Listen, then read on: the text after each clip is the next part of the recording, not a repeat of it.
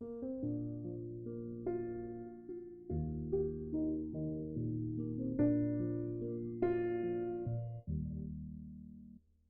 rencontrez. Allez à la rencontre de vous-même. Je suis Céline Doré, facilitatrice du devenir mère. Devenir mère, c'est pour moi un incroyable voyage, qui commence dès les premiers questionnements sur votre désir d'enfant et s'étend jusqu'au repositionnement successif de votre identité de maman au fur et à mesure que vos enfants grandissent. Je vous accompagne dans ces traversées avec les outils de la Gestalt thérapie, du coaching somatique et avec qui je suis. Je vous guide pour vous retrouver, discerner votre vérité et l'incarner au quotidien. Prête ? Bonjour Florence, Bonjour Céline. bienvenue sur le podcast. Merci beaucoup de m'avoir invitée. Eh bien écoute, je suis ravie de t'avoir aujourd'hui pour que tu puisses nous parler de ta vision à toi de la préparation à la naissance, qui va être très riche vu ton lieu d'exercice, que je ne dévoile pas tout de suite, on ménage un peu de suspense. Alors dis-moi pour commencer, pour que nos auditrices puissent te connaître un peu mieux. Donc toi tu es sage-femme, quand est-ce que cette vocation t'est apparue ? Comment ça s'est passé pour toi ? Alors, je suis effectivement sage-femme depuis une douzaine d'années maintenant. C'est pas une vocation, c'est plutôt un concours de circonstances ou un concours tout court peut-être. À l'époque, pour être sage-femme, il fallait passer par la première année de médecine. Et moi, j'ai tenté la première année de médecine sans vraiment avoir la vocation d'être médecin. Je savais que j'avais envie de soigner, je savais que j'avais envie de m'occuper des gens, que c'était quelque chose qui semblait assez naturel chez moi. Mais sous quelle forme ? A priori, pas sous une forme médicale, en tout cas pas sous celle de médecin. Mais bon, influencée par mon entourage, j'ai quand même tenté ce concours que je n'ai pas eu. Et du coup, quand j'ai redoublé, parce que j'ai quand même décidé de redoubler, rester sur un échec et partir sur autre chose, pour partir sur quoi je ne savais pas trop, j'ai préféré retenter ma chance et j'ai obtenu sage-femme. Et ni une ni deux, je suis partie en école de sage-femme et là, j'ai vraiment découvert un métier et aujourd'hui, je pense que je peux parler de passion. Ok, donc la passion est venue à toi dans l'exercice finalement, ou peut-être dans les études ? Comment ça s'est passé pour toi les études ? En fait, c'est surtout que D'abord, le milieu médical, c'est quelque chose qu'on ne connaît pas dans ma famille parce que j'ai pas de soignants autour de moi, donc c'était une grande découverte. Ensuite, les études de sage-femme, ça se fait beaucoup à l'hôpital. Il y en a moins aujourd'hui, mais à l'époque, il y avait énormément de stages dans des stages infirmiers. Et donc moi, j'ai vraiment découvert un microcosme. Au début, pas forcément évident, parce que voilà, toute découverte, c'est revers. Mais au fur et à mesure, la maternité, alors je pense aussi qu'on arrive à des âges quand on est étudiant, en l'occurrence une vingtaine d'années. Moi, en tant que femme, je rêvais de fonder un foyer. Et donc, évidemment que de prendre toutes ces informations-là, j'y étais très réceptive. Et assez rapidement, d'ailleurs, j'ai eu mes enfants par la suite. Donc forcément que les études m'ont aidée à devenir femme et à devenir mère ensuite. Et je pense que le fait de devenir mère a ensuite d'autant plus nourri ma profession et m'a donné envie de transmettre encore plus aux patientes que je pouvais accompagner. Donc en fait, ça a été un cercle vertueux. Après, attention, il ne faut pas forcément être mère pour être une bonne sage-femme. Moi, ça m'a nourrie, mais j'ai aussi plein de connaissances sage-femme, femmes ou hommes, qui sont d'excellents professionnels sans forcément avoir eu accès à la maternité. Ok. Et du coup, toi, au fil de ton parcours, où est-ce que tu as eu envie d'exercer ? Sur quel type de poste ? Quel a été ton cheminement et puis quelle est ta pratique aujourd'hui ? Alors moi j'ai un cheminement très pragmatique, c'est-à-dire que nos études elles se font au sein d'un CHU en général, et les stages ont lieu dans des structures assez imposantes. On a aussi des stages en libéral, des stages dans des plus petites structures qui nous sont demandés. Et moi j'étais vraiment plus profil, le libéral j'avais adoré, les petites structures je trouvais ça génial. Et je dois bien aimer me faire un peu de mal et je me suis dit, en fait, je vais postuler dans un niveau 3. Parce que justement, c'est peut-être moins ce qui me correspond et j'avais besoin d'être confrontée en fait, à l'ensemble des cas cliniques possibles en fait dans le cadre de ma pratique. Et donc je m'étais dit plus jamais les pieds au CHU, puis en fait j'ai postulé là-bas et j'ai été prise. Et ça fait 12 ans que j'y suis. Donc le CHU où tu as fait tes études et où il y avait des petites choses qui t'avaient fait dire plus jamais, finalement tu y exerces. Exactement. Du coup j'ai un peu spoilé la suite. Non, c'est très bien, on y arrive, Mais effectivement, ça me faisait un petit peu peur de me dire quand même il y a beaucoup de pathologies, il y a énormément de choses complexes à gérer et moi ce que j'aimais c'était la physiologie, c'était vraiment l'accompagnement d'une femme qui arrive à avoir confiance, etc. Et je trouvais que dans le cadre de pathologie de la grossesse, c'était plus compliqué. Et en fait, moi, j'ai pris plaisir à essayer de favoriser cette confiance et cette capacité de j'accueille mon bébé, quelles que soient les circonstances, et encore plus peut-être face à des situations difficiles. Voilà. Donc ce serait bien justement qu'on puisse redire quelques mots pour les non-initiés. Donc un CHU, c'est un centre hospitalier universitaire, c'est ça ? C'est ça. Et c'est une maternité de niveau 3, c'est-à-dire le niveau le plus élevé qui peut accueillir toutes les femmes, tous les bébés, quelle que soit leur pathologie potentielle de grossesse ou en néonatologie. C'est là où il y a le plus de matériel et les personnels les plus formés aux pathologies graves, on peut le dire comme ça ? Exactement, c'est-à-dire que les niveaux des maternités se font en fonction de la prise en charge pédiatrique. Donc selon le niveau de maternité dans lequel vous souhaitez donner naissance à votre enfant, la prise en charge pédiatrique sera possible jusqu'à un certain point. Et si finalement vous vous mettez en travail trop tôt pendant la grossesse, eh bien avant 32 semaines, vous allez aller dans un niveau 3. Passer 32 semaines ou 34 semaines, enfin voilà, il y a des paliers. Ça peut être un niveau 2B, 2A ou un niveau 1. Okay. Donc toutes les femmes qui accouchent passé 37 semaines d'aménorrhée dans un contexte de grossesse normale peuvent prétendre à accoucher dans n'importe quel niveau de maternité, niveau 1, 2 ou 3. En revanche, une dame qui accoucherait plus tôt, une dame qui aurait une pathologie sévère, un bébé très petit, voilà, tout plein d'autres raisons obstétricales, sera plutôt transférée avant l'accouchement dans un niveau 3. Et puis parfois, ça arrive aussi qu'après la naissance, le bébé nécessite des soins de niveau 3, donc ce qu'on appelle des soins de réanimation, auquel cas il peut y avoir un transfert de l'enfant. Et donc nous, on accueille à la fois les mamans en anténatale, donc le bébé est encore in utero, pour que l'accouchement se fasse dans notre maternité, alors que peut-être qu'initialement il aurait été prévu ailleurs, et également des transferts postpartum, dont les bébés ont été transférés, et ensuite on accueille les mamans. Et donc ça aussi, c'est une prise en charge très particulière, quand il y a une séparation à la naissance. Donc moi j'adore la physiologie et en même temps tout n'est pas toujours aussi rose qu'on le souhaiterait et donc accompagner ces mamans-là ça me semble essentiel et c'est quelque chose que enfin voilà, je me sens à ma place en tout cas dans cet accompagnement aujourd'hui. Voilà. Et donc toi tu interviens très concrètement à quel moment ? Tu fais des gardes pour être là pour les patientes qui accouchent, c'est ça ? Donc les sages-femmes, elles font des gardes de 12 heures dans la maternité dans laquelle j'exerce. Il fut un temps où il pouvait y avoir des gardes, je sais que certaines anciennes nous disent qu'elles passaient une semaine à la maternité par mois.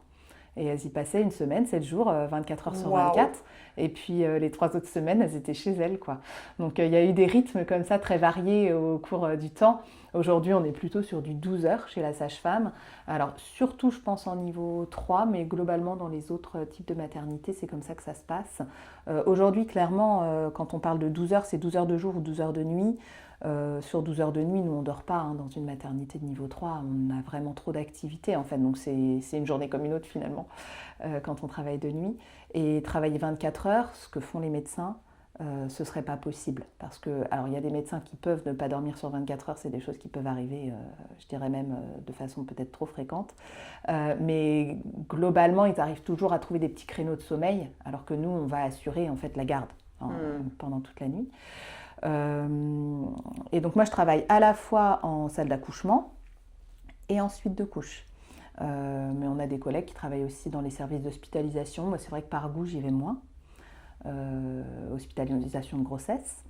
Et puis on accompagne également alors ce qu'on appelle un peu de la gynécologie parce que c'est vrai que jusqu'à 22-24 semaines d'aménorrhée, en fait nous la prise en charge c'est de la gynécologie. Les grossesses qui ne sont pas encore suffisamment, on va dire, avancées pour qu'une prise en charge pédiatrique soit possible. Donc c'est des patientes qu'on accompagne quand même, néanmoins, sur l'accueil de leur bébé. Voilà. Donc ça fait aussi partie du panel d'un CHU, c'est d'accompagner les interruptions médicales de grossesse ou les fausses couches tardives. Voilà, avec pareil, un accompagnement qui sort un peu du cadre de la physiologie stricte. Et puis après, on a des sages-femmes qui peuvent aussi faire de la consultation, ce que je ne fais pas à l'heure actuelle, mais ce serait tout à fait possible dans l'absolu. En revanche, c'est vrai que dans le postpartum, on va être très orienté sur les 3 à 5 premiers jours qui suivent l'accouchement, puisqu'après, il y a globalement les retours à la maison. Très bien. Voilà. Et pour parfaire ta présentation, donc dans la maternité où tu exerces, il n'y a pas de préparation à la naissance. Ce n'est pas un service qu'offre ce CHU. En revanche, toi, tu as aussi un cabinet en libéral, tu as une double activité et donc tu es amenée à accompagner des mamans dans la préparation dans ton cabinet. C'est ça. C'est vrai que dans la maternité dans laquelle j'exerce, il fut un temps, il y a eu des cours et puis ça s'est perdu. Je ne sais pas exactement les raisons. Et donc j'ai cette chance de pouvoir préparer les patientes à l'accouchement hors hôpital sur une activité libérale. Ça c'est quelque chose que j'apprécie tout particulièrement parce que je vois énormément de patientes arriver au CHU avec pas de préparation du tout, ce qui n'est pas toujours une force dans l'accueil de son bébé et surtout du travail, des contractions. Il me semble que c'est important de se préparer à la naissance de son bébé. Toutes les femmes n'ont pas besoin du même type de préparation. Il faut aussi s'adapter au profil des gens et ça c'est très riche. Mais c'est vrai que de leur donner le maximum de clés, c'est quand même très intéressant. Super, on va rentrer tout à l'heure, on va plonger dans la préparation. Ça m'intéresse beaucoup comme tu le sais. Juste avant de plonger là-dedans, tu as dit tout à l'heure que toi tu aimais particulièrement la physiologie. Je serais intéressée du coup de t'entendre un petit peu là-dessus. Pourquoi? Qu'est-ce qui te passionne là-dedans? Quelle est ton expérience des accouchements physiologiques? Voilà, comment tu vois les choses? Alors c'est vrai que moi quand j'ai fait mes études, on parlait beaucoup à l'époque de tout ce qui est violence obstétricale. J'ai la sensation qu'on en revient un petit peu de ces propos-là, parce qu'un accouchement, ça fait mal, et un accouchement, c'est une forme de violence physique que certaines femmes, en tout cas certaines femmes peuvent le sentir comme tel, et ce, indépendamment de l'intervention et de l'interventionnisme qui peut avoir lieu sur certains accouchements. Et donc c'est vrai que moi j'aime bien remettre en perspective l'idée que un accouchement c'est intense par nature en fait. Mais après cette intensité, tout dépend si on la vit en étant en pleine possession de ses moyens ou si on la vit en la subissant. Et donc c'est vrai que moi ce qui m'intéressait c'était de pouvoir vivre cette intensité en étant en pleine possession de ses moyens, mais alors quelles sont les clés? Et donc ça, c'est vrai que pendant mes études, c'est quelque chose qui m'a beaucoup interrogée. Et donc je me suis pas mal penchée sur la physiologie parce que pendant nos études, on va beaucoup parler de physiologie les 2 premières années, et puis après, on a tout le versant pathologique. Et en fait, il y a quand même énormément de choses à connaître parce que la sage-femme, son travail, c'est d'accompagner la physiologie, mais c'est de détecter la pathologie. Donc pour la détecter, il faut la connaître. Et c'est vrai que quand on termine nos études, ça se clôture sur ces 2 années de pathologie, avec des stages plus d'ailleurs dans des niveaux où il va y avoir potentiellement de l'intervention. Et donc c'est des choses qu'on peut un peu oublier. Donc moi pendant mes études, j'ai fait un stage chez une sage-femme qui proposait de l'accouchement à domicile. Je sais qu'aujourd'hui c'est un peu plus compliqué d'accéder à ces stages-là, mais à l'époque c'était accepté par ma hiérarchie. Et puis moi-même, j'ai fait le choix d'accoucher chez moi. Pour mes 2 aînés.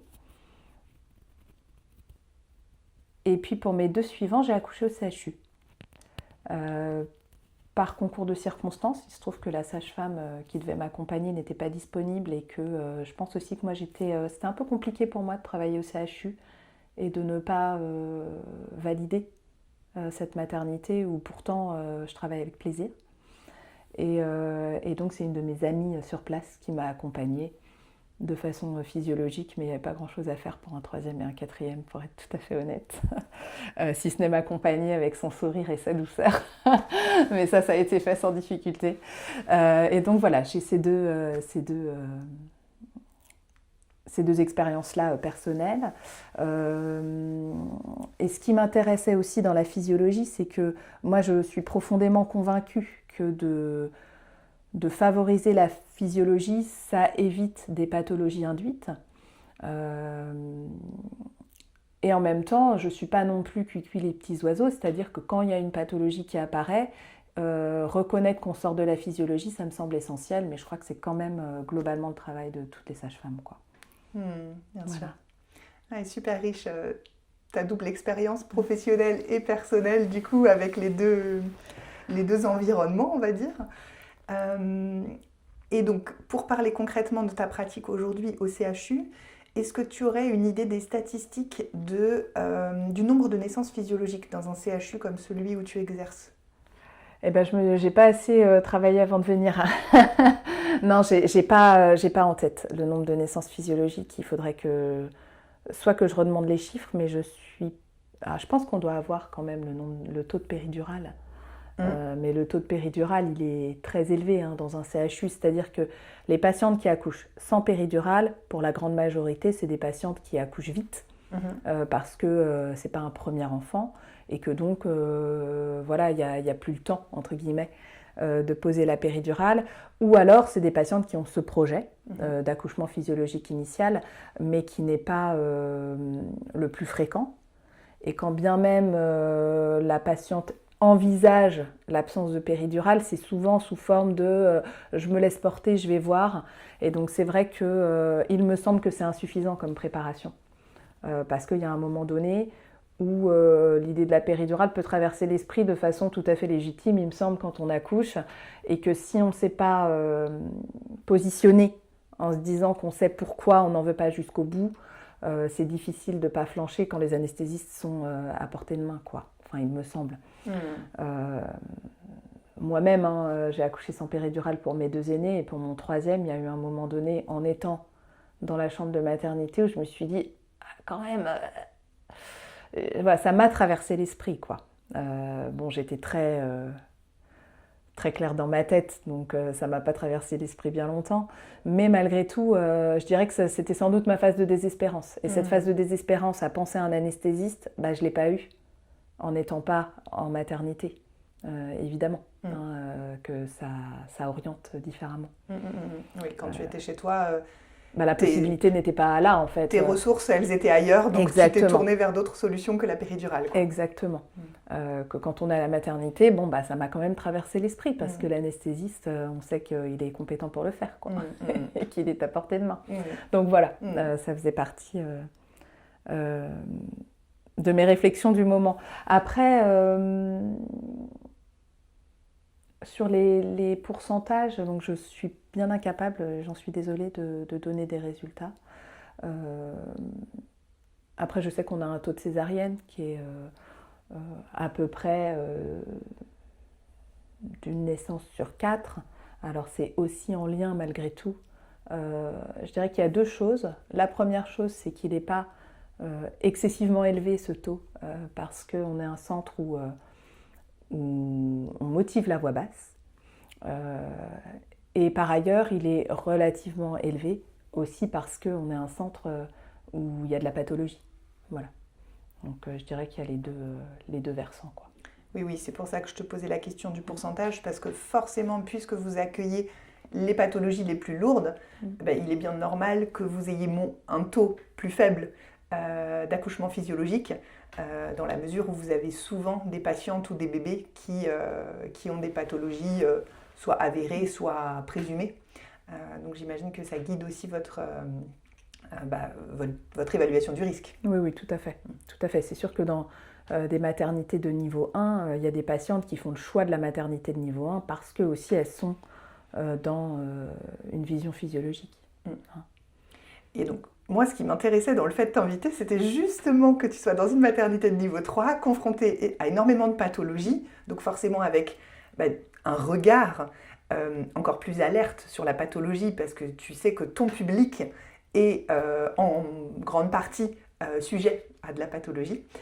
Et je voulais confronter ça, donc ton expérience de terrain dans ce milieu-là, aux croyances que peuvent avoir les femmes qui ont pour le coup un projet chevillé au corps d'accouchement physiologique. Moi, je m'adresse plutôt à ces femmes-là qui savent que c'est ce qu'elles veulent, elles ont fait le choix, elles ont leurs raisons qui peuvent être diverses et variées, mais en tout cas, elles, c'est ce qu'elles veulent, et qui peuvent parfois craindre en allant en maternité, et d'autant plus le niveau est élevé, qui peuvent parfois craindre de ne pas être complètement entendues, respectées dans leurs choix, qu'on leur propose des choses et de ne pas bien savoir évaluer si la proposition est légitime et motivée par un réel risque ou plutôt motivée par une habitude des équipes ou des protocoles qui, aux yeux de la patiente, ne sont pas justifiés.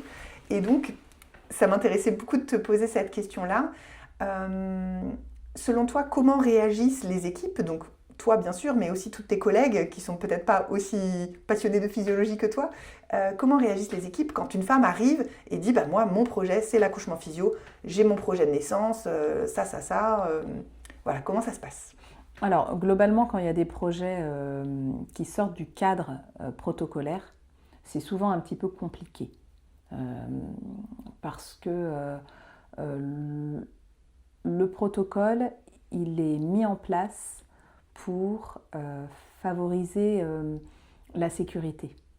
Et donc c'est vrai que de demander à une sage-femme qui est en phase avec ce protocole, justement parce qu'il donne tous les moyens possibles à la patiente dont elle s'occupe, de lui demander d'y déroger, ça la met en difficulté.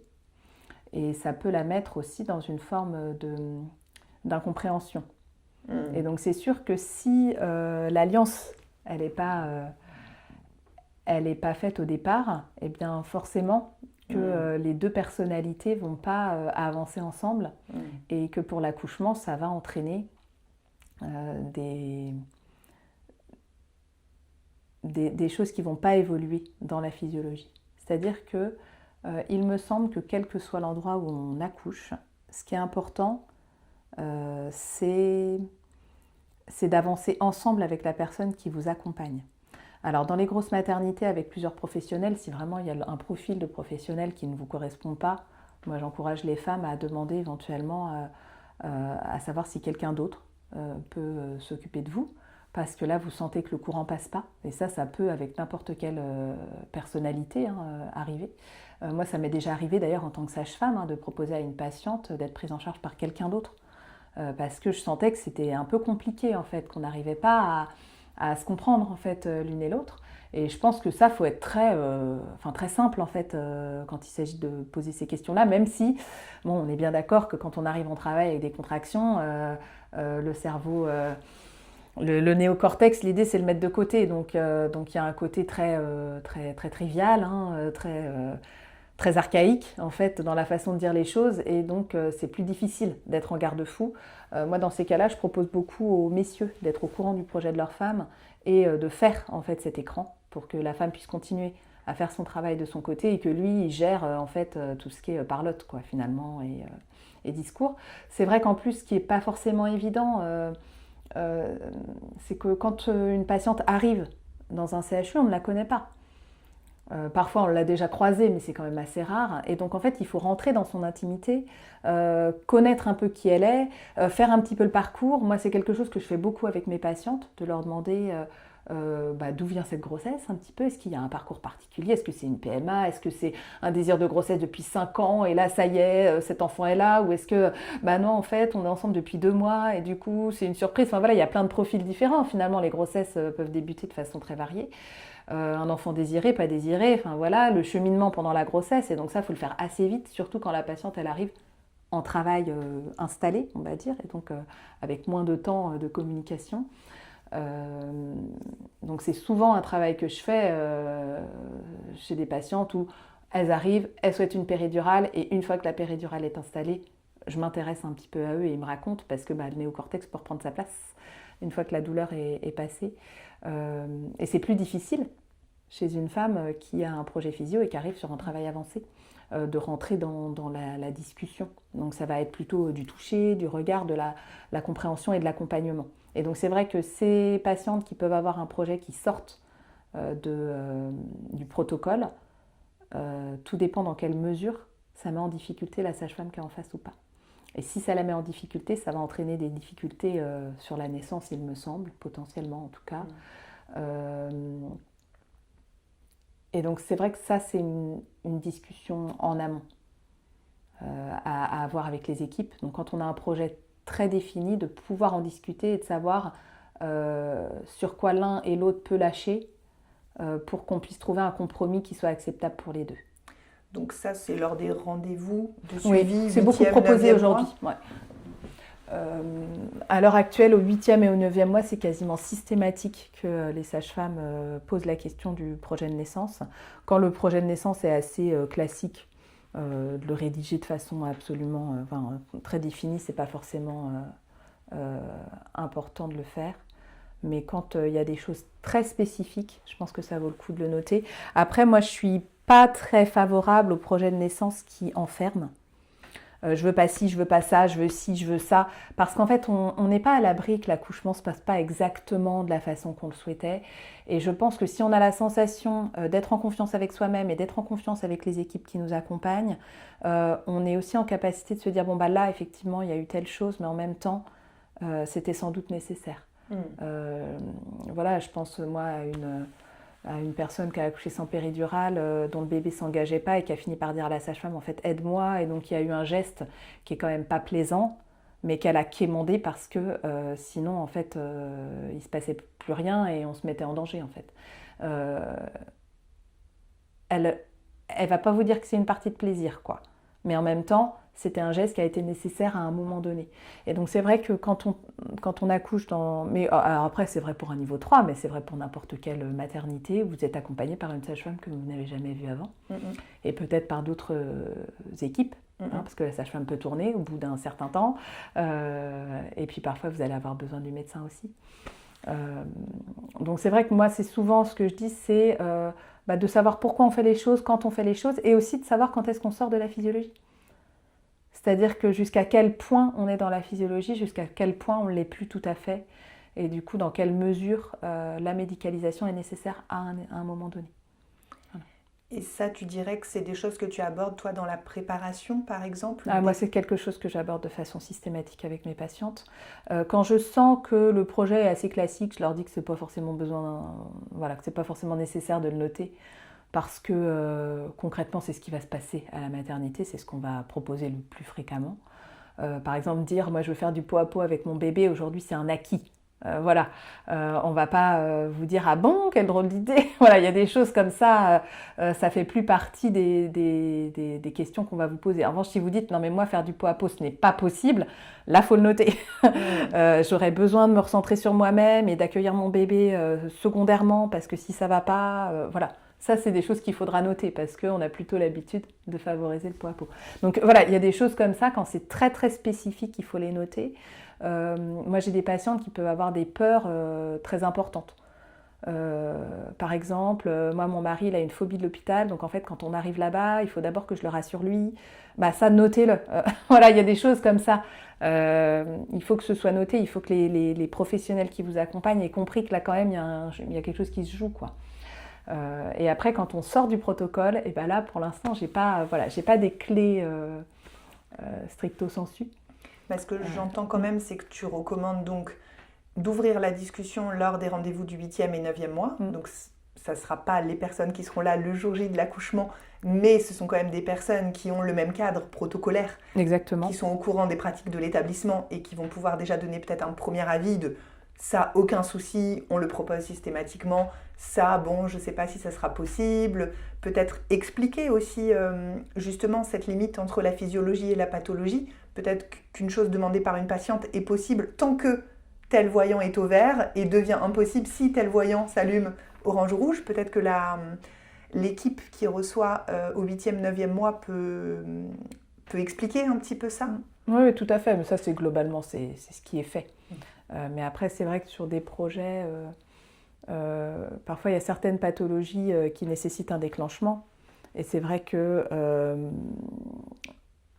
moi, je pense que c'est toujours intéressant de rediscuter les raisons, parce que parfois, c'est... En fait, nous, on a aussi beaucoup de patientes qui trouvent ça super qu'on leur propose un déclenchement, par exemple.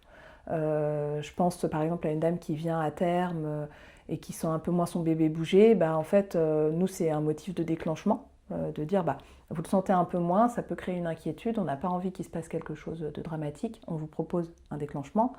Bon, ça, c'est quelque chose qui est, entre guillemets, un petit peu discutable si vous ne souhaitez pas du tout être déclenché, si tant est que tous les autres voyants soient ouverts, hein, sur le plan médical, bien sûr.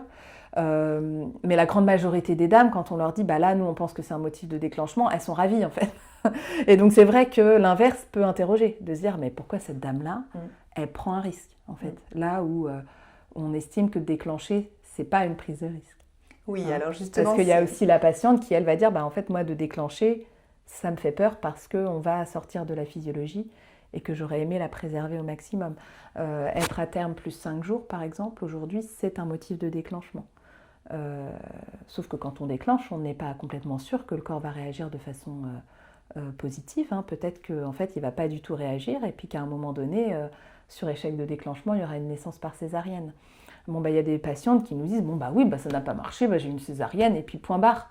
En fait, et puis quelque part, ça va très bien à tout le monde, en fait. Et puis, ce qui est important, c'est comment elle va être après dans sa maternité, cette dame-là, comment elle va être dans... voilà, comment est-ce qu'elle va élever cet enfant de façon épanouie, finalement. Et moi, pour moi, c'est ça qui est important. C'est pas tant l'accouchement en tant que tel, c'est comment ça va être vécu. Et ça, c'est essentiel, en fait. Et du coup, comment ça va être vécu effectivement, y a des cas parfois où c'est un peu décevant. Et on peut l'entendre. J'ai le cas d'une patiente qui s'était hyper préparée et puis bah, qui a été déclenchée à terme dépassé, et donc échec de déclenchement césarienne. Bon, bah, on en a beaucoup reparlé, et puis bah, aujourd'hui ça va hyper bien en fait, parce que son allaitement, ça l'a rétabli avec tout le reste, parce que c'est un allaitement du feu de Dieu qui marche hyper bien, et puis que son bébé il est mignon comme tout, et puis qu'elle va très très bien. Donc il y a quand même, enfin moi mon intérêt aujourd'hui, c'est de se dire que ce qui est important, c'est d'avancer, et c'est d'avancer en confiance avec soi-même et avec les personnes qui vous accompagnent. C'est sûr que c'est plus facile pour moi d'accompagner cette femme qui a accouché, pas au CHU en l'occurrence, parce que je la suis en libéral, et donc de la porter au début et de l'accompagner en fait, pour s'assurer que tout va bien. Et donc le projet est hyper intéressant. Alors c'est difficile en libéral parfois de confier ses patientes, du coup, aux différentes maternités dans lesquelles elles accouchent. Et en plus, ça m'est aussi arrivé d'être présente sur les accouchements de certaines de mes patientes en libéral, et que ça ne se termine pas de la façon que j'aurais voulu, mais en même temps, bah, on ne maîtrise pas tout, en fait. Donc c'est... en tout cas, c'est sûr qu'un protocole, ça nous oblige dans une maternité. Et en même temps, il y a aussi des protocoles parce que ça nous sécurise en tant que professionnels qui pouvons être confrontés à des histoires difficiles, et qu'aujourd'hui, porter plainte, c'est possible. En fait, si vous avez mis tous les moyens en œuvre pour vous occuper de la patiente, on ne pourra pas vous le reprocher. Alors que l'inverse sera vrai. Et c'est vrai qu'on n'a pas toujours un métier facile quand même. Tu sens cette peur des soignants Alors pas cette peur, mais il faut quand même avoir en tête que, alors globalement, quand on est dans une structure, on est quand même protégé par la structure et accompagné par cette structure. Mais néanmoins, nous, alors c'est aussi l'apanage des hôpitaux publics.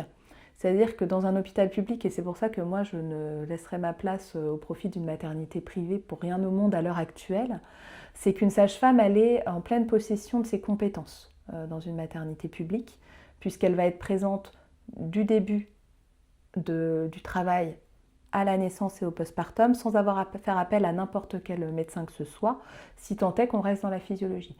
Donc parfois on peut être un petit peu en limite de physiologie, mais néanmoins on sait très bien maintenant en tant que sage-femme que voilà, ça va bien se passer, et on accompagne la naissance jusqu'au bout. On ne va appeler le médecin que si on sort de la physiologie et qu'on a besoin de lui. Ce qui n'est pas vrai dans toutes les maternités privées, où le médecin va se déplacer au moment de l'expulsion. Et moi, c'est vrai qu'aujourd'hui, je ne pourrais pas laisser un médecin, entre guillemets, faire l'accouchement à ma place, parce que j'estime que je ne fais pas l'accouchement de la patiente, mais c'est un peu le jargon, on va dire. Ce n'est pas possible. Aujourd'hui, ce n'est plus possible. On a accompagné la dame, on a discuté, on a réfléchi de ce qu'on veut. Moi, si la dame elle veut accoucher à quatre pattes, bah, roule ma poule, quoi. C'est vrai qu'un gynécologue, si vous l'appelez et qu'il voit une patiente à quatre pattes, il y en a certains qui vont dire bah oui, très bien, marrant, et puis il y en a d'autres pas du tout en fait, parce que voilà, pour pouvoir accompagner la dame et faire des gestes, il y a une position et c'est comme ça et point quoi. Et donc ça c'est vrai que dans une maternité publique, c'est vous qui accompagnez votre patiente. Après, quand vous avez une difficulté, vous appelez le médecin. Et donc le médecin, il est quand même beaucoup présent sur les difficultés. Et donc lui, ce qu'il voit des naissances, c'est essentiellement les choses qui sortent de la physiologie. Donc forcément que ça biaise son regard sur la physiologie. Certains médecins d'ailleurs parfois font des formations sur la physiologie et découvrent encore des choses en fait sur la maternité. Parce que c'est pas le cœur de leur métier en fait. Le cœur de leur métier, c'est aussi d'accompagner les choses quand ça ne va pas de façon optimale en fait. Et donc forcément, c'est pas le même métier, et donc forcément, c'est pas une prise en charge similaire, quoi. Alors, tu as dit beaucoup de choses, Florence. Il y a plusieurs choses sur lesquelles j'aimerais rebondir parce que c'est très intéressant. Déjà, te rejoindre sur l'idée que le plus important, c'est le postpartum, la construction de ce lien mère-enfant, de cette nouvelle famille, et que peu importe comment s'est passé l'accouchement, ce qui va être important, c'est que ça soit digéré, que la femme puisse se réapproprier son expérience, même si ce n'était pas le plan de départ, et qu'elle puisse trouver l'espace pour créer ce lien avec son bébé, pour elle se sentir bien. Donc, bien évidemment, ça je te rejoins, et dans moi, l'idée de la projection vers un accouchement physiologique, il y a toujours mettre toutes ses chances de son côté si c'est important pour cette femme d'accoucher physiologiquement, donc se préparer de manière solide pour mettre toutes les chances de son côté, et en même temps toujours garder à l'idée qu'évidemment, l'accouchement c'est la vie, c'est le mystère de la vie, et donc on ne sait pas, on aura beau tout faire, il peut se présenter des choses qu'on n'avait pas anticipées, qui sont la faute de personne. Il y a nous en tant que femmes, mais il y a aussi notre bébé qui a son histoire, qui a son corps et qui va sortir peut-être de la meilleure des manières, ou peut-être il va y avoir des blocages. Donc voilà, on ne maîtrise pas, on ne contrôle pas bien évidemment, et du coup je te rejoins dans l'idée que c'est important de rester ouvert à tout ce qui peut se produire, et que c'est une réadaptation à chaque instant de quel choix je fais en fonction de l'évolution de la situation, bien sûr. Et je voulais revenir sur une autre chose très importante que tu as nommée, à la fois dans le cas des accouchements, donc la patiente pour qui c'est très important d'accoucher physio, qui arrive et qui peut-être, jeu de la loterie, tombe sur une sage-femme qui n'est pas très ouverte à lâcher sur des points du protocole qu'elle n'avait pas envie de suivre. Et puis pareil dans le cas du déclenchement, j'ai l'impression que c'est un petit peu le même sujet. Donc tu le disais, il y a plein de patientes que ça va rassurer, qui vont être très contentes d'être déclenchées. Et parfois en fin de grossesse, on n'en peut plus, on a juste envie que le bébé sorte. Donc très bien. Et puis il y a celles qui sont attachées à la physiologie, chevillées au corps, qui savent que si on déclenche, il n'y a plus rien de physio, et c'est une cascade forcément d'intervention médicale, puisque dès lors qu'on perturbe le cocktail hormonal, ça va forcément être différent. Et donc il y a des femmes qui vont vivre ça très mal quand on leur propose un déclenchement, et qui vont avoir besoin de comprendre pourquoi on leur propose ce déclenchement, afin d'évaluer si vraiment c'est une raison effectivement de mise en danger de leur bébé, et auquel cas n'importe quelle maman va choisir la sécurité de son bébé, bien évidemment, avant toute chose, avant son rêve d'accouchement physiologique, ou est-ce que c'est d'autres raisons qu'elle, en tout cas, elle estime ne pas être une mise en danger du bébé. Et du coup, je voulais qu'on puisse explorer ensemble comment la femme peut aborder ces professionnels de santé, cette équipe médicale, notamment de la maternité de niveau 3, d'une manière ouverte, d'une manière... tu vois, tu as prononcé le mot d'alliance tout à l'heure, que j'aime beaucoup. Donc, on ne se connaît pas, puisque la plupart du temps, à part peut-être dans le cas du déclenchement, ça peut être le gynéco qui a suivi la femme pour toutes les échos, tous les suivis qu'il peut lui proposer, mais sinon c'est quand même souvent un professionnel qu'on ne connaît pas, donc effectivement, il n'y a pas d'historique de relation, il n'y a pas de... voilà. Il n'y a pas déjà cette alliance qui préexiste. Et comment en quelques minutes, en quelques heures ou en quelques rendez-vous, on peut créer cette alliance? Quel conseil, toi, tu donnerais? Comment arriver, comment aborder les pros pour se donner toutes les chances de communiquer de manière constructive, en fait, avec les contraintes de tout le monde, les envies de tout le monde, et trouver un chemin le meilleur, quoi. Il n'y a pas de bonne ou de mauvaise façon d'aborder les professionnels. Globalement, quand vous arrivez et que vous êtes dans un parcours physiologique, c'est-à-dire que vous n'allez finalement à la maternité qu'au 8e et 9e mois, d'abord aborder l'idée que vous souhaitez accoucher sans péridurale, parce que l'idée d'être dans la physiologie, c'est d'accoucher sans péridurale. On peut tout à fait accoucher de façon normale sous péridurale, mais quand on parle d'accouchement physiologique, c'est bien l'idée du sans péridurale.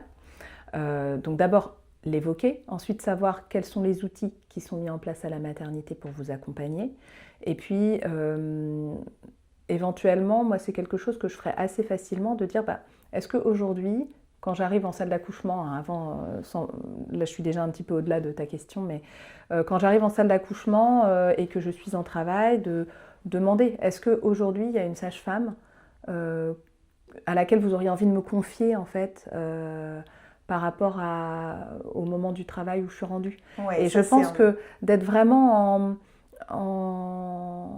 de poser les questions avec gentillesse, c'est toujours plus facile que de se retrancher dans des convictions.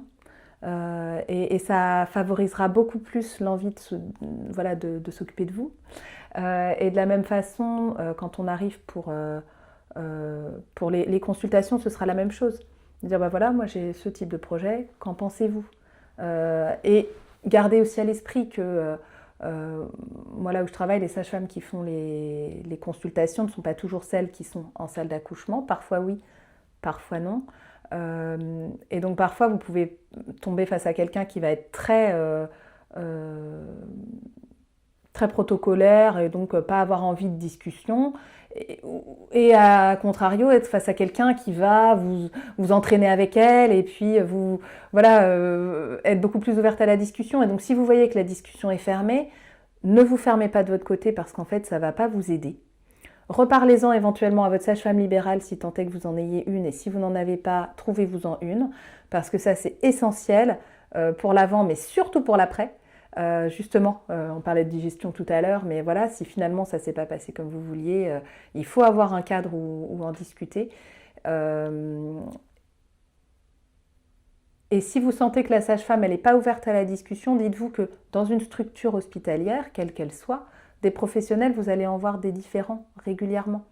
Et donc comme je le disais tout à l'heure, pas hésiter à dire vous travaillez seul aujourd'hui, le jour de l'accouchement? Ah non, on est une équipe. Écoutez, moi je préférerais peut-être être en lien avec quelqu'un d'autre. Est-ce que vous pensez que c'est possible? Voilà. Et il ne s'agit pas d'être jugeant vis-à-vis des personnes. Il y a des personnes qui le prendront plus ou moins bien. J'ai envie de vous dire, c'est le cadet de vos soucis. Vous êtes là pour passer un moment inoubliable, de toute façon. Donc c'est plutôt ça, parce que ça m'est déjà arrivé, moi, d'avoir une patiente qui me dise je m'étais inscrite dans une maternité, je suis allée à mon rendez-vous du 8e mois, la sage-femme n'était pas sympa, du coup, je suis allée accoucher ailleurs. La sage-femme du 8e mois, vous la verrez plus jamais, en fait, à part peut-être au 9e, et après, c'est fini. Et c'est dommage, en fait, de choisir en fonction d'une personnalité. Et c'est super intéressant ce que tu ouvres là comme champ de possible.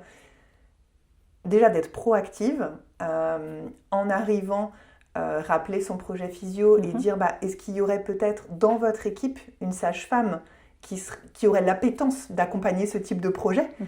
C'est pas du tout pareil que d'arriver avec un a priori négatif de toute façon on va pas savoir m'accompagner de manière physio. Exactement. Ou on va me mettre des bâtons dans les roues, et d'oser demander, et de cette manière très ouverte, très, très positive, très constructive. Exactement.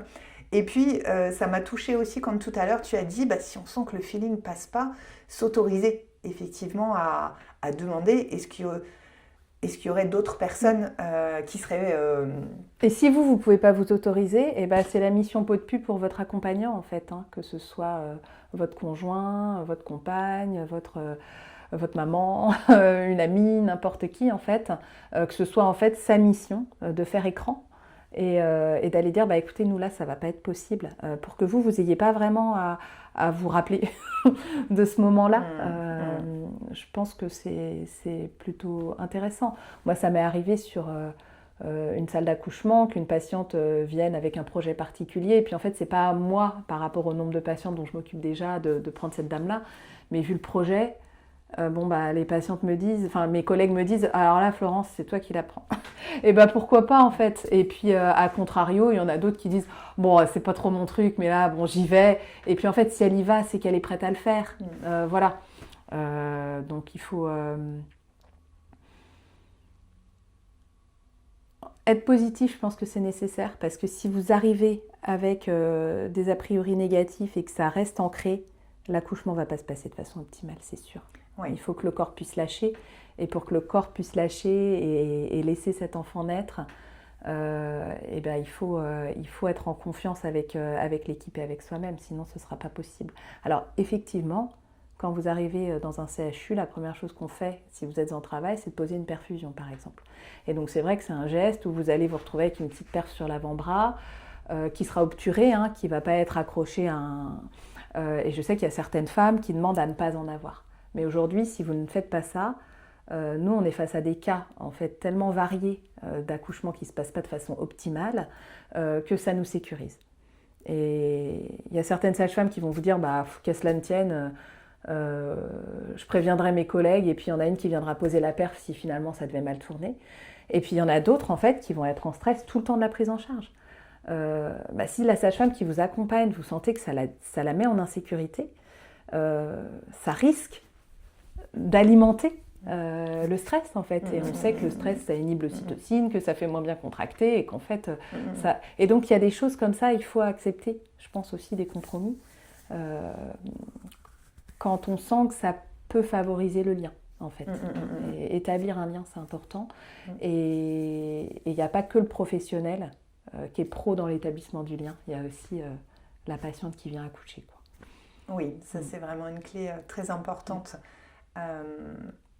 Si en tout cas cette patiente a fait le choix, pour une raison X ou Y, d'accoucher dans cette maternité, de pouvoir travailler en amont son ouverture, casser un petit peu ses croyances, ses a priori. Je sais qu'en tout cas moi c'est très important pour moi de le faire quand j'ai des personnes que j'accompagne, soit en individuel ou en collectif, qui ont ces croyances-là, bien sûr de les entendre, de les accueillir, mais ensuite dans un second temps de pouvoir aussi les déconstruire parce qu'elles leur sont défavorables à elles-mêmes en fait. Comme tu viens de l'expliquer, ça va leur mettre une épine dans le pied à elles. Donc de pouvoir travailler cette ouverture, ça peut aussi être une super rencontre, ça peut aussi être un super moment avec la sage-femme qui va m'accompagner, voire le gynécologue. Et ce que j'entends dans ce que tu viens de dire, c'est néanmoins qu'il y a bien cette idée de loterie qu'on a un peu en tant que patient dans la tête, elle est quand même réelle. Vous n'avez pas toutes les mêmes appétences, les mêmes compétences à accompagner la physiologie, parce que ça vous intéresse plus ou moins. C'est ça.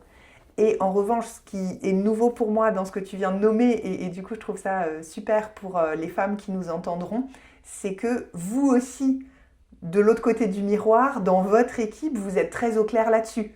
C'est-à-dire que s'il y a une femme qui arrive avec un projet physio et vous sentez que c'est important pour elle, eh bien vous-même, vous aurez envie d'allouer la sage-femme à qui ça plaît la physiologie. Alors ça dépend des équipes, ça dépend des moments, mais c'est vrai que c'est quelque chose qui se fait assez spontanément, mais aussi parce que j'ai la chance de travailler avec une équipe super. C'est peut-être pas partout pareil, mais globalement, je pense quand même que c'est des choses qui se font assez facilement, quoi. Après, il ne s'agit pas non plus d'être complètement fataliste, hein, bien sûr, dans ce que je dis. Il ne s'agit pas non plus d'accepter tout parce qu'on vous a dit que c'était comme ça, et puis c'est peut-être que c'est mieux, etc. Moi, je pense que justement, d'être en discussion ça fait avancer tout le monde. Ça vous fait avancer vous, mais ça fait aussi avancer les professionnels qui s'occupent de vous.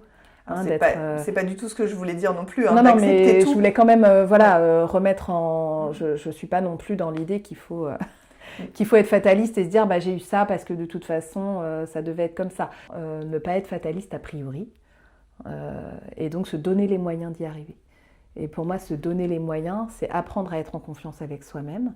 C'est-à-dire que si on sent qu'il y a des choses, des blocages, aller chercher peut-être des réponses pendant la grossesse.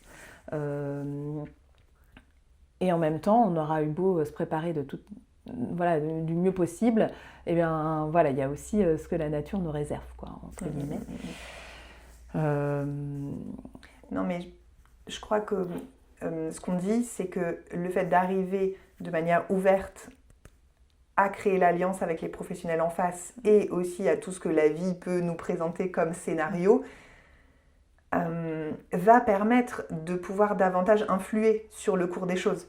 C'est-à-dire qu'en arrivant à l'écoute de ce que la sage-femme va répondre, va proposer, on a plus de chances de faire entendre nos arguments et de finalement trouver un compromis qui va aller aux deux, à la sage-femme, à la structure et à la patiente, qu'en arrivant très campée sur ses positions intransigeantes et en suscitant un mur en face, voilà, en fait. Une friction.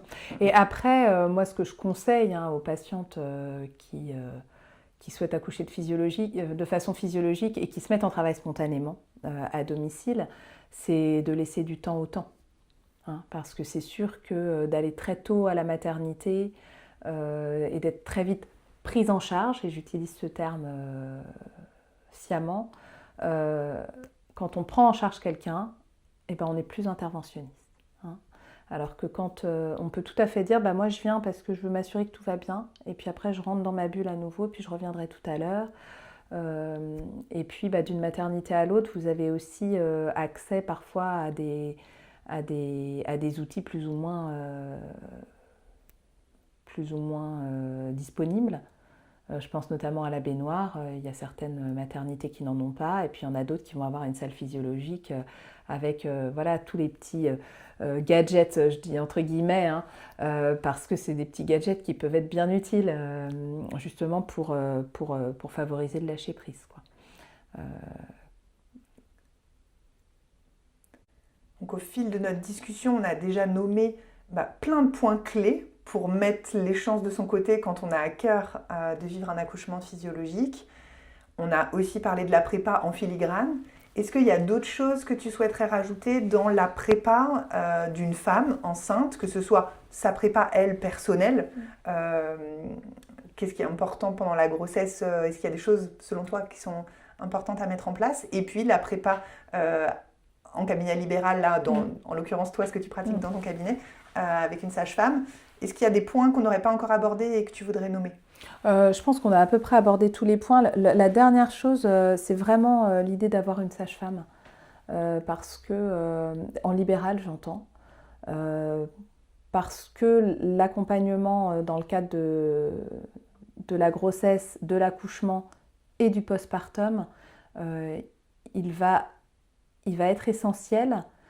Et moi, ça m'arrive très fréquemment, alors aussi parce que j'adore ça, et parce que je suis encore en salle d'accouchement peut-être, ça m'arrive très fréquemment de voir encore les patientes sur le dernier mois de la grossesse, à leur demande, si tant est qu'à 40 semaines, elle n'est pas encore accouchée, pour savoir comment on s'oriente, parce que je ne me mets pas en travail spontanément, est-ce que je me donne un petit coup de pouce, qu'est-ce que je peux faire de plus, voilà, pour les accompagner. Et puis ça m'est arrivé aussi dans le cas d'un déclenchement, qu'une patiente me dise en fait là je suis à la maternité, on me propose ci, ça, moi en fait qu'est-ce que j'en sais, je ne sais pas quoi choisir, et puis on réfléchit ensemble.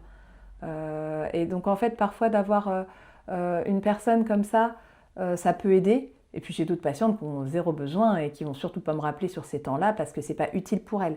Mais en tout cas de pouvoir avoir quelqu'un de professionnel avec lequel on a établi un lien avant, ça permet de mettre en perspective ce qu'un professionnel de santé va nous proposer. Oui, complètement.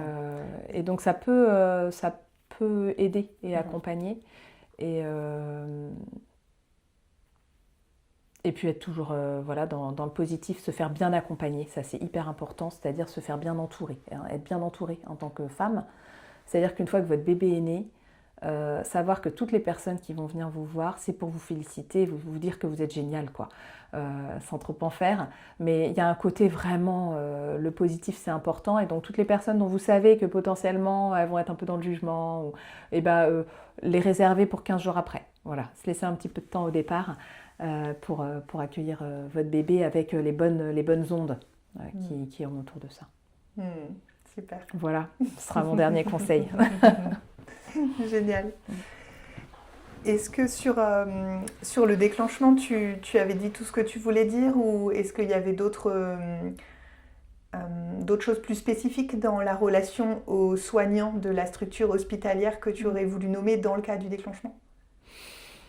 C'est plus difficile le déclenchement parce qu'il y a plein de bonnes raisons de déclencher, et il y a aussi parfois des raisons qui peuvent être discutées. Et donc je pense que d'être toujours dans l'idée d'en discuter, de dire bah écoutez, j'entends que là vous pensez que c'est mieux pour moi, mais moi vraiment ça me crée une difficulté et j'ai peur de ne pas être en capacité d'accoucher si... Est-ce que vous pouvez me réexpliquer? Est-ce qu'on peut en discuter? Est-ce qu'on peut se laisser 24 heures? Est-ce que là, je peux rentrer chez moi, passer une dernière soirée, me dire, bon, bah, c'est demain. Voilà, d'être donc compromis, parfois, ça peut être une solution. Et puis parfois, les professionnels vont dire, écoutez, non, là, vraiment, on pense que c'est déraisonnable. Bon, bah, pas de chance. Que voulez-vous, ce sera comme ça.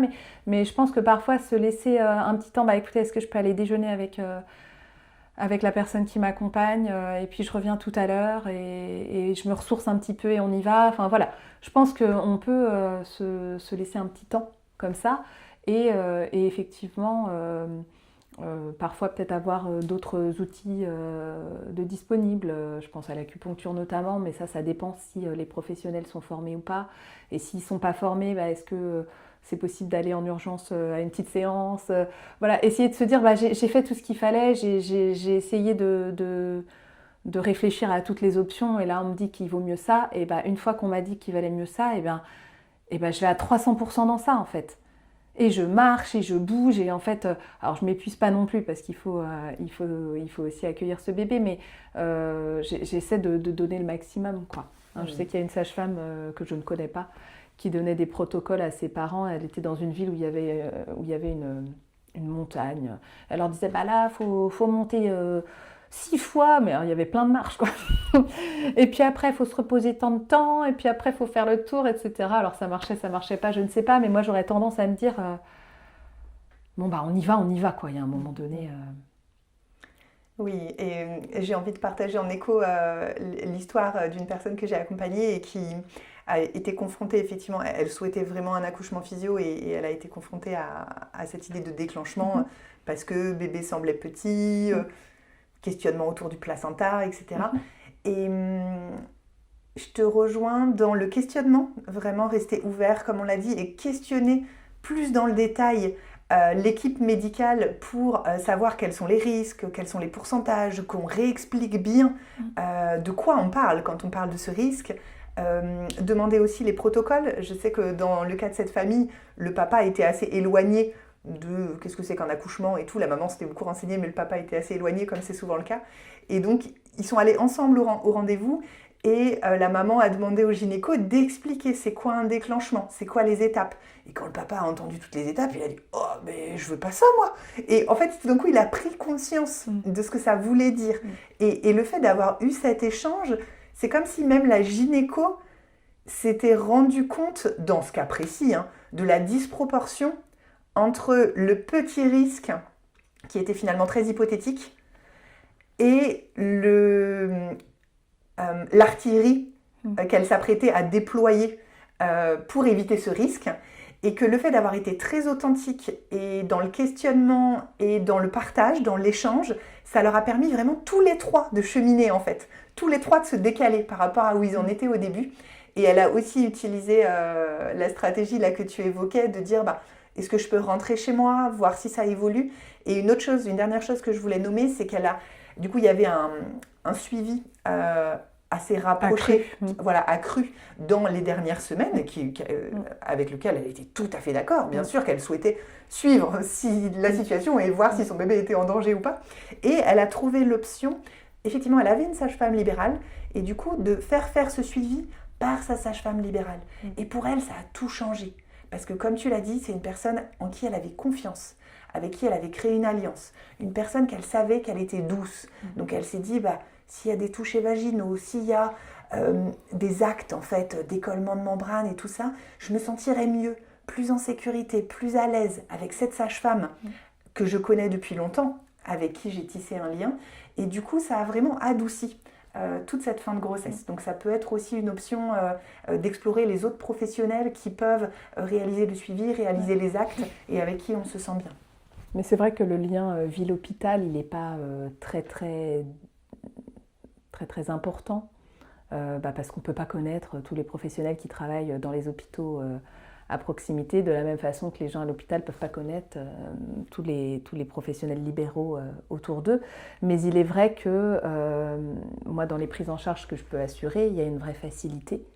Quand il y a une patiente qu'on laisse sortir un peu limite, parce que c'est moi qui m'en occupe et qu'on sait que j'aurai la vigilance parce qu'on m'a déjà vu travailler. Et ça, c'est vrai que c'est une facilité.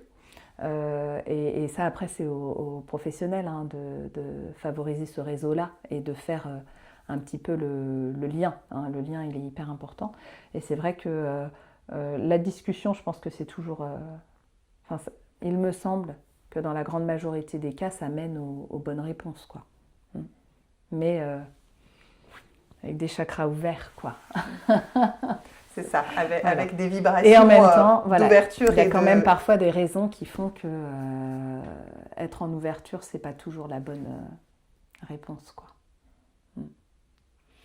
Bon, eh bien, merci beaucoup, Florence, pour ton témoignage qui était très riche, qui nous permet d'avoir accès, à qu'est-ce qui se passe là dans l'équipe d'une maternité de niveau 3 et de nous imaginer un petit peu mieux votre réalité et la manière du coup d'entrer en contact avec vous pour que tout le monde s'y retrouve et pour que tout le monde se sente bien en fait.